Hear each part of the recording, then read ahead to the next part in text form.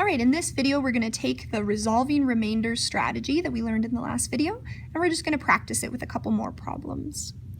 So, of course, we always start off with estimating. So for this problem, I'm looking at my total, and I want to change it to a compatible number that's easy to divide by 5. So I'm going to look at my multiples of 5. I can keep going if I need to. And my total is closest to 5. So I'm going to change this number to 5 divided by 5 equals 1. And because I made this number larger to estimate with it, I know that this is an overestimate. So my actual answer is going to be a little bit smaller than 1.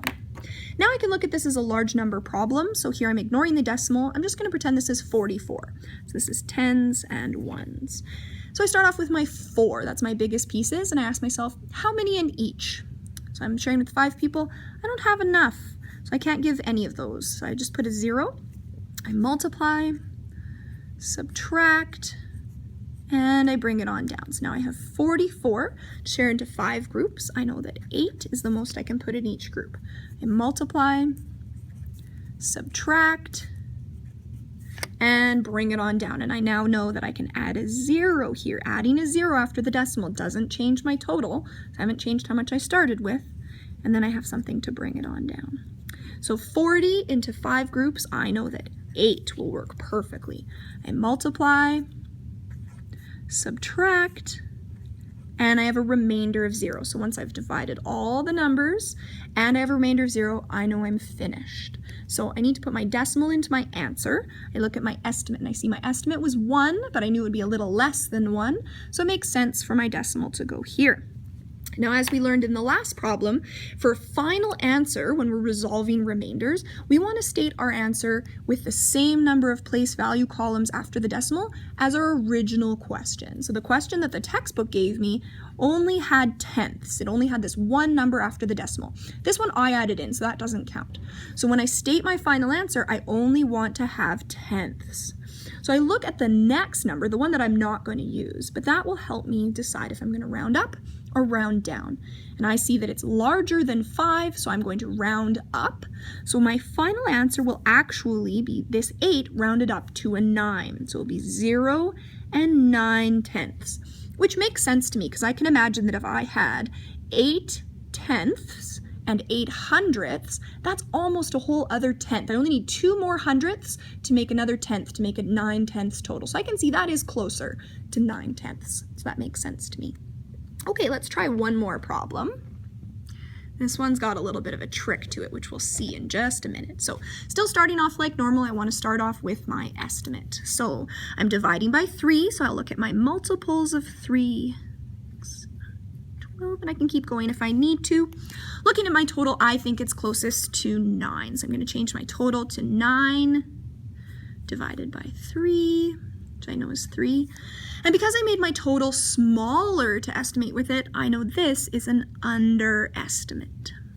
Okay, so I'm ready to divide. I'm going to look at this as a large number problem, ignoring the decimal. So I'll pretend this is hundreds, tens, and ones. And I start off with my largest piece, my 100. So I have 100. To share with 3 people, I don't have enough. So I can only put 0. I still multiply, subtract, and bring it on down. I have 10 to share into 3 equal groups. I know that I can put 3 in each group. I multiply, subtract, bring it on down. 14 into 3 groups. I have enough for 4 in each group. Multiply, subtract, and bring it on down. In my new strategy, I know that I can add a 0 to my total because it's after the decimal, not changing the total that I started with. And it gives me a number to bring it on down. So 20 into 3 groups. Let's see, I think I have enough for 6 is the most I can do. Multiply, subtract,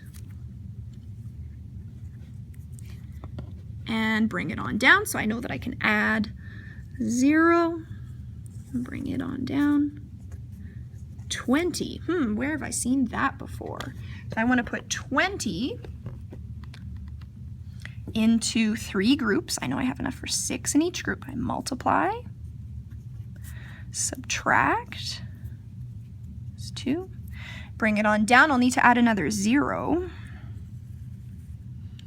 Do you see what's happening here? Okay, I guess I'll put them into 3 groups. Yeah, 6 is the most I can do. Multiply, subtract. Okay, wait a minute, this doesn't make sense. I'm stuck in a loop. No matter how many times I do this, if I keep adding zeros, I'm going to keep ending up with 6s, and I'm never going to be able to resolve this remainder. So in this situation, we don't want to spend the rest of our life working on this division problem. So once we've realized we're stuck in a loop and it's just going to keep going and going and going, we can put an ellipsis, so 3 periods. And that shows that we know this is a continuing pattern. And we're going to find some questions like that when we do division. Sometimes we just get answers that can never be resolved. We just keep dividing and dividing and dividing. Okay, I need to put my decimal into my answer. So looking back at my estimate was 3, but I knew that was an underestimate. I knew my actual answer would be a little bit bigger than 3, so it makes sense for my decimal to go here.